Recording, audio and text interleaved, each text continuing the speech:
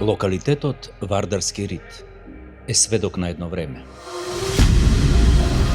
Историја која чекори низ мислата на секој гевгеличанец, дека овде се наоѓало едно од важните центри во бронзеното време, се до времето на воспоставувањето на римската доминација во регионот.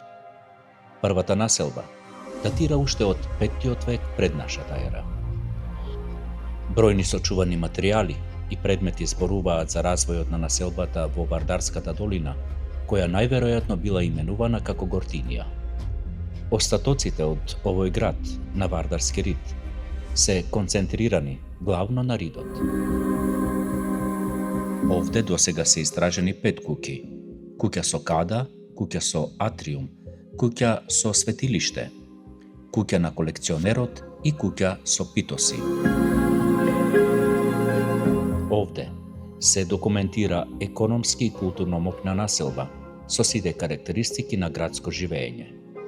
Во текот на 3 и 2 век пред нашата ера, врз рушевините од претходната населба, била подигната нова населба со нова урбанизација.